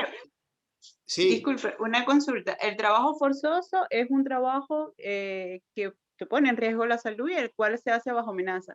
En este caso el elemento peligrosidad no es condición para la definición. Correcto, pero en este caso el servicio militar o el servicio o el trabajo voluntario no es reconocido en la OIT, ¿o sí? Eso lo vamos a ver ahora. Eso lo vamos a ver ahora, que eso plantea otras situaciones. Pero el elemento peligrosidad, que muchas veces es consustancial al trabajo forzoso, estoy de acuerdo. Es decir, generalmente las actividades que implican un trabajo forzoso son actividades bastante penosas, desagradables, peligrosas, riesgosas. Estoy de acuerdo con eso, pero es indiferente ese elemento ahí. Es completamente indiferente ese elemento en estas circunstancias, ¿no? Profe, por ejemplo... cuando estaba hablando de trabajo forzoso se me ocurrió el enmendamiento 13 de Estados Unidos, donde los prisioneros no estaban protegidos bajo leyes laborales, la ley laboral, mientras están encarcelados. Entonces sí, en muchos casos lo pagan, pero por muchísimo menos, no sé, centavos, por ejemplo, y hay penas, aunque sea... según porque es un complejo, si es una prisión privada o pública, etc., pero a veces le dicen que es opcional, pero si no lo haces, sí hay penas, ¿no? Entonces, eso sería un caso interesante, porque lo dice explícitamente, ni en los Estados Unidos, ni en ningún lugar sujeto a su jurisdicción habrá esclavitud ni trabajo forzado, excepto como castigo de un delito. Entonces, hay un lenguaje explícito ahí que siento que es relevante a la cuestión. Sí, eso lo vamos a ver ahora. Eso también, y genera, usted ya adelantó uno de los problemas que se dan acá. ¿Eso dónde lo dice, Lim? ¿Que eso es una norma? ¿Qué es eso que usted que comentó? ¿O es un convenio? ¿O se adelantó? Esto es... No, esa es la enmienda 13 de la Constitución de los Estados Unidos, 13ª. Bien. O sea, sigue vigente en la Constitución. Mire, eso lo vamos a ver ahora. Es interesante el aporte que hace. Como dice ahí, como había dicho Porras y como ahí escribe Dolagaray, justamente habla de que sea contra la voluntad del individuo, independiente de la condición de trabajo y de la remuneración. Esos son elementos prescindentes de esto, ¿no? De hecho, hay algunas actividades que vamos a ver. Por ejemplo, la obra pública. La obra pública muchas veces no implica un riesgo, no es peligrosa, y hasta muchas personas desean trabajar en obra pública. Construcción de carreteras, reparación de carreteras, etcétera, etcétera. Pero se plantean situaciones que vamos a ver donde a algunas personas se les quiere imponer ese trabajo. Y aunque le pagan después, ¿no? Pero, vean, a lo que voy es que esos elementos no están comprendidos, no están previstos en la definición. Es decir, por tanto, es indiferente de eso. Y eso le da amplitud al concepto. Le da amplitud. Y lo que trata de asegurar, prescindiendo esos elementos, es la cuestión de la libertad, ¿no? Asegurar la libertad de la persona de que, aunque el trabajo sea bonito y aunque haya una remuneración, él no lo quiere hacer, él no lo quiere cumplir. Resguarda ese espacio de libertad. Bueno, vamos así, pero con esos 4 elementos, sobre todo estos 2 finales que vimos, la amenaza de una pena y la ausencia de un ofrecimiento voluntario, ustedes ya tienen el concepto de trabajo forzoso, ya pueden identificar la idea de trabajo forzoso. Ahora, hay situaciones que ustedes un poco ya empezaron a adelantar, donde se dan estos elementos que vimos, donde hay una amenaza o donde hay la posibilidad de que se le infrinja un mal a una persona y que la persona quizás que no lo quiere realizar y que por tanto serían jurídicamente o serían considerados como trabajo forzoso, pero que no se reputan como tales, no se consideran como tales ni están prohibidas por la OIT.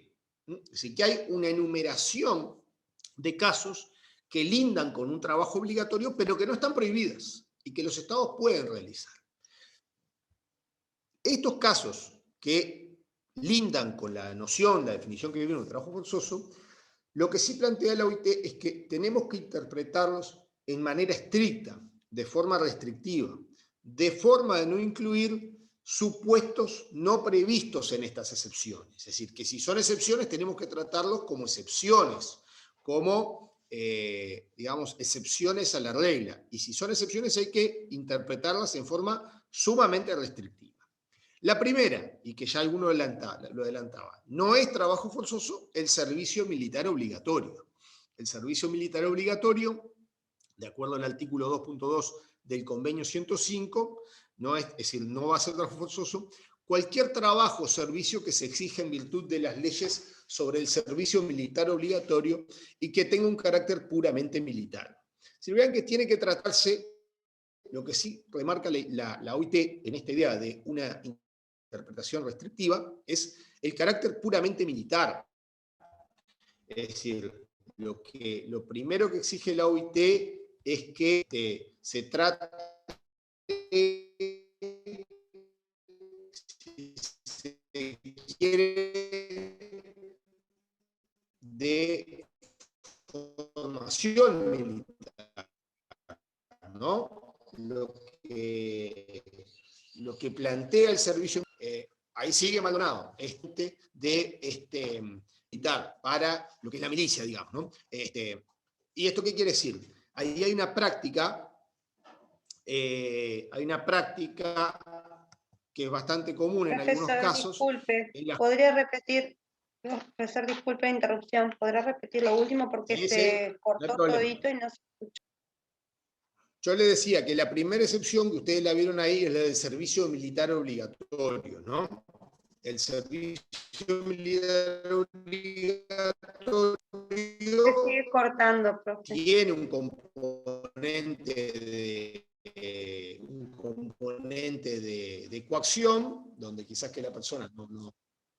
Ah, qué raro. Y no es considerado como trabajo forzoso. ¿Qué supone esto? Lo que ha planteado la OIT es que se trate de formación estrictamente militar. Es decir, que estemos ante formación de carácter puramente militar. ¿Para qué eso?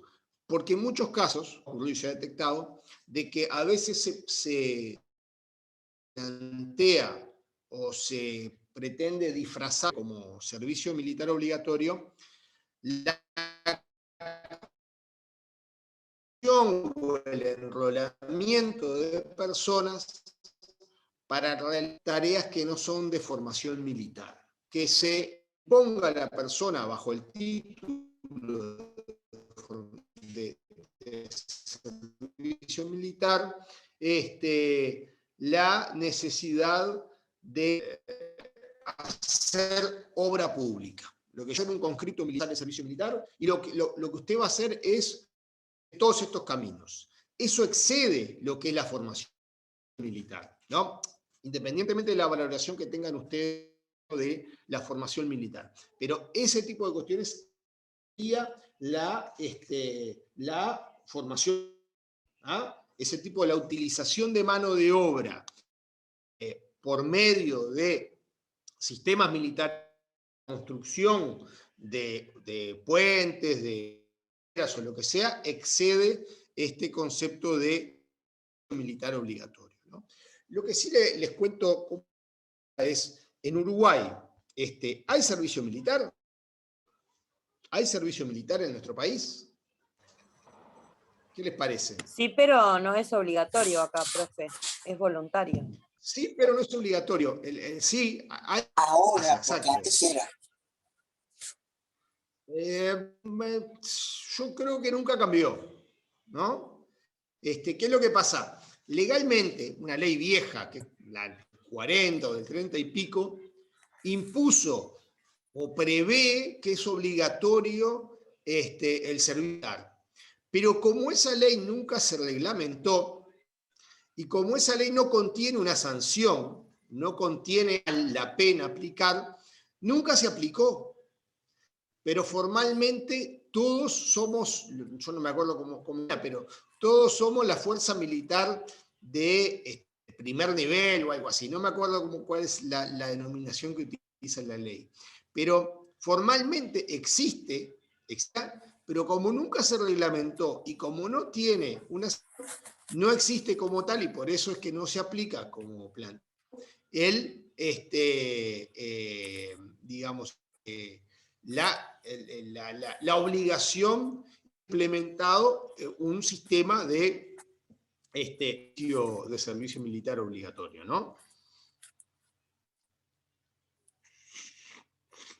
Sanabria plantea algo que justamente todo uruguayo tiene la obligación de defender militarmente.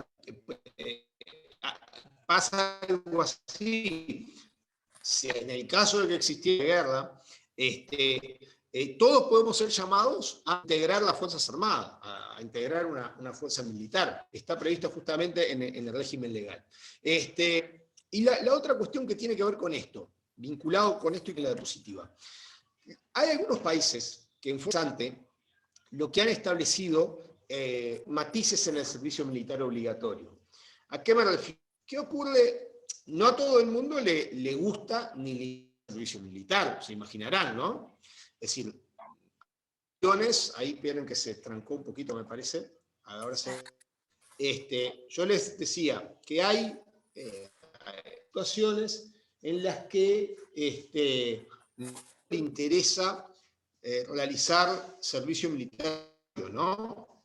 Entonces, en esos casos, por conciencia, ¿no? Por principios. En dos casos, ¿saben qué es lo que se ha introducido? ¿Qué es lo que se ha previsto en esos casos? Lo que se ha previsto en esos casos en que una persona no quiere cumplir el servicio militar es lo que se llama una prestación obligatoria sustitutiva. Una obligatoria sustitutiva.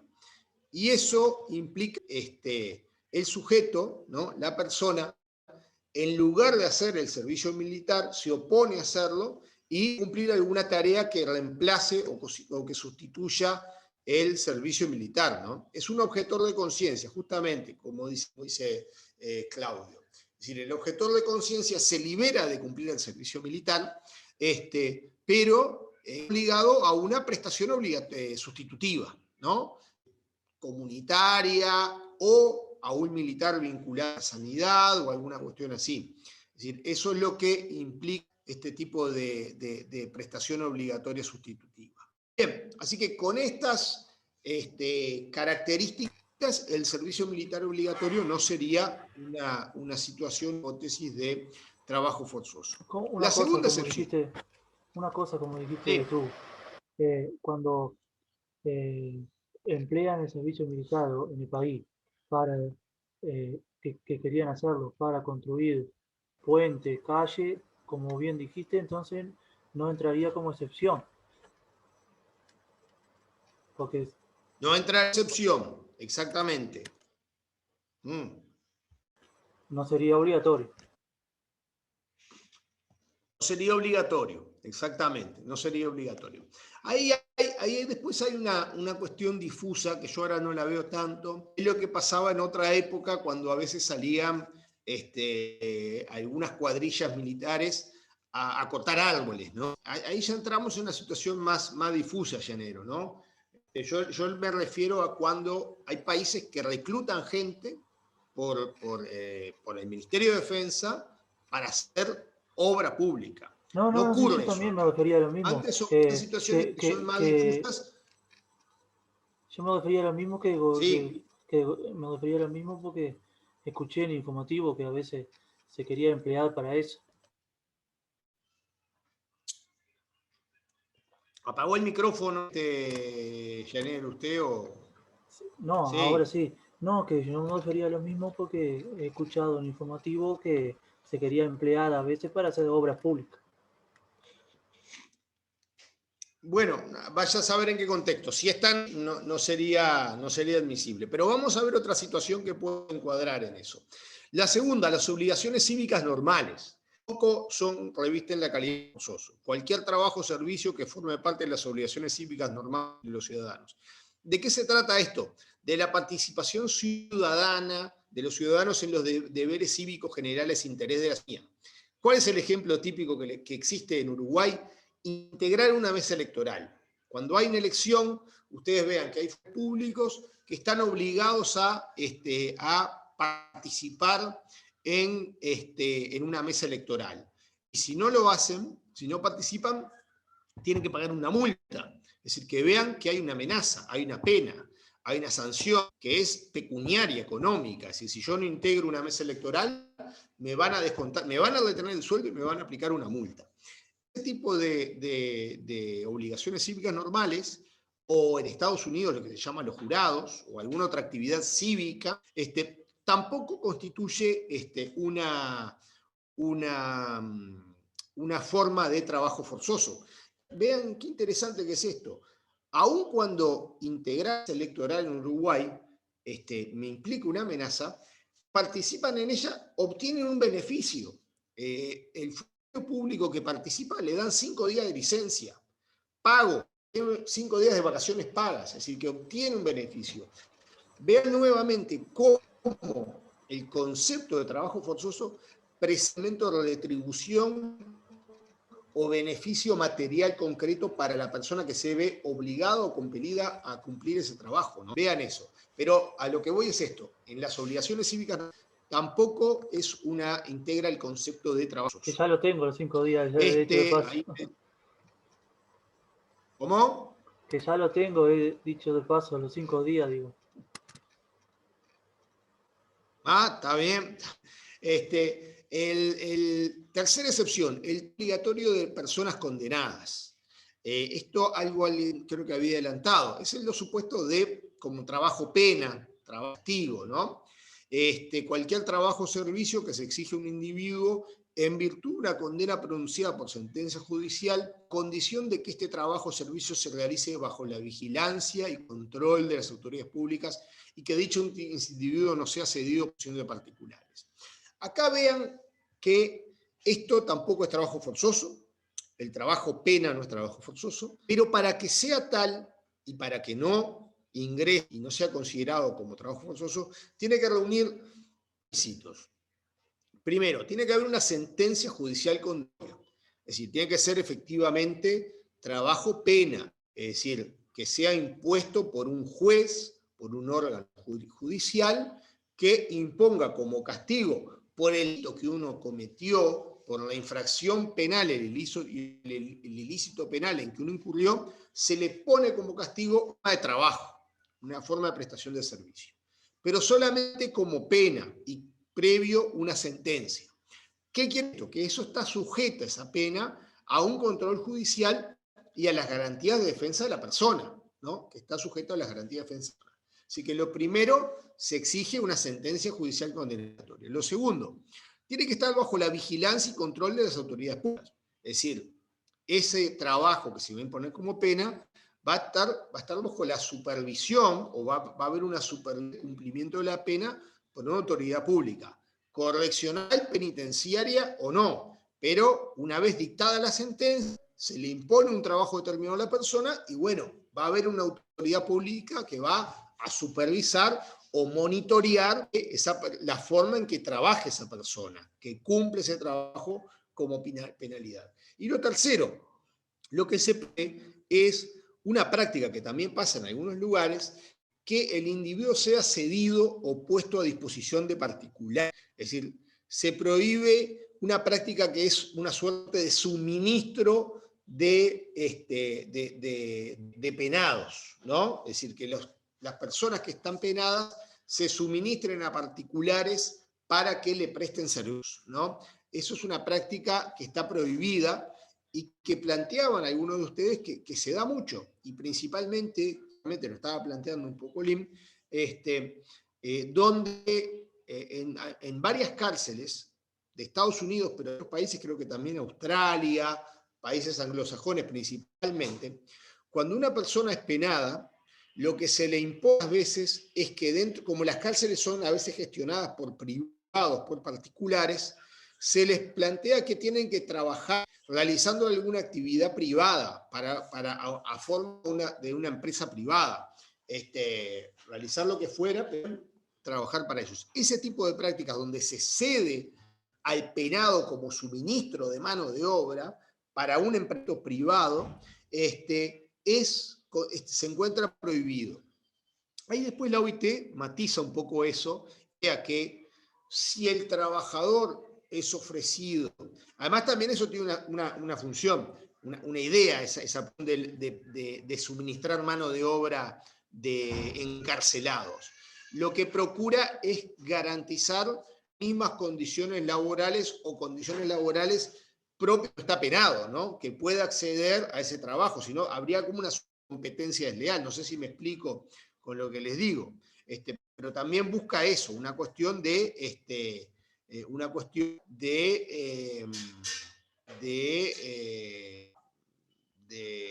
evitar ese tipo de prácticas, ¿no? Bien, ¿me escuchan? Hola. Sí, ahí te escucha. Sí. Ah, bien.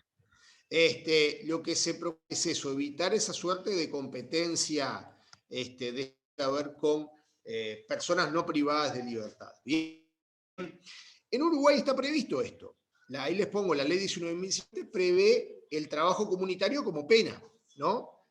La ley de faltas prevé cuando se incurre en algún tipo de ilícito menor, no cualquier delito conlleva este tipo de trabajo pena, se imaginarán, hay delitos más graves que no admiten este tipo de cosas, pero regula sí el trabajo comunitario para infracciones menores, exceso de tránsito, el que tira la basura en la calle, digamos, ese tipo de cuestiones, está previsto el trabajo comunitario como una pena, ¿no?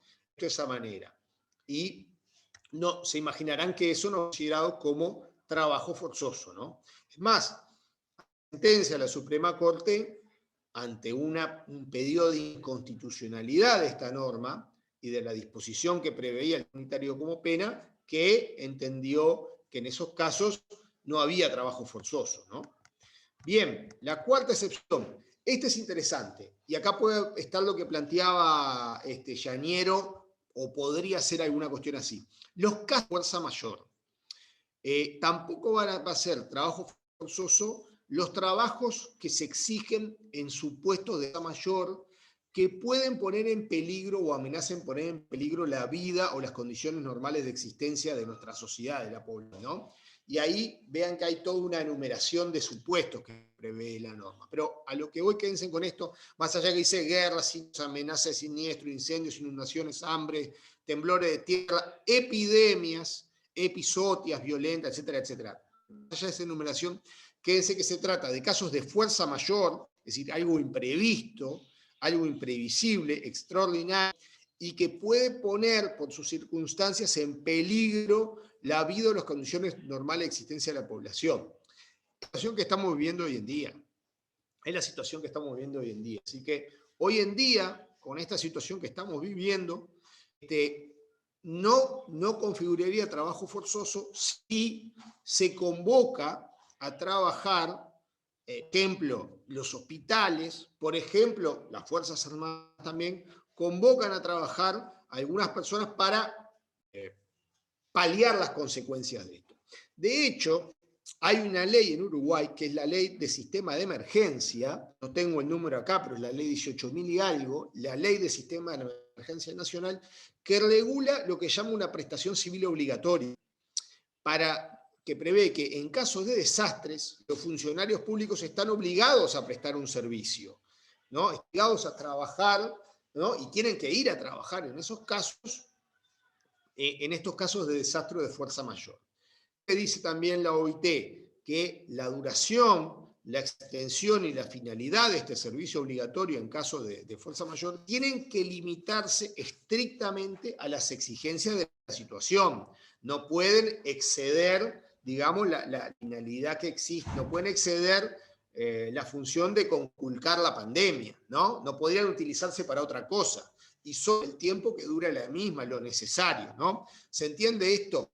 Por eso capaz que lo que dice Llanero, yo no escuché eso de la prensa, o por lo menos vi algo de que se habían ofrecido jubilados militares, jubilados de la salud, para trabajar en esto. Quizás que puedan haber sido convocados en el marco de esta norma, ¿no? Y no sería trabajo forzoso en ese caso. Así que también quédense con eso. Y lo último, que tampoco es trabajo forzoso, los pequeños trabajos comunales, ¿no? Los pequeños trabajos comunales que pueden cumplirse en una localidad, en un municipio, en alguna comunidad concreta, ¿no? Estos tampoco serían trabajo forzoso. Esto, por ejemplo, es una práctica bastante extendida en algunos países europeos, hasta lo que yo sé, quizás que ustedes conocen alguna otra experiencia, en localidades chicas. Por ejemplo, en Suiza es muy común que se organicen, no sé bajo qué modalidad, los vecinos, o se convoquen, las autoridades municipales convoquen a los vecinos para arreglar una plaza, limpiar una plaza, etcétera, etcétera. Son ese tipo de trabajos, vean, comunales, ¿no? ¿Cuáles son los requisitos para que estos pequeños trabajos comunales no sean trabajos forzosos? Primero, tiene que tratarse de tareas de pequeña importancia, menores, de tareas menores. Es decir, ¿esto qué quiere ver? ¿Qué puede ser? Tareas de conservación, de mantenimiento, de limpieza, de higiene, obras edilicias menores, como reparar una escuela, reparar un policlínico. Es decir, que primero tiene que tratarse de pequeñas obras de poca importancia. No puede ser montar una fábrica, no puede ser montar UPM. Es decir, tienen que ser trabajos menores. Y creo que en sentido común es comprensible esto. Segundo, tienen que ser trabajos comunales. Trabajos comunales, ya terminamos. Es decir, que interesen a la comunidad, al barrio, si se quiere, ¿no?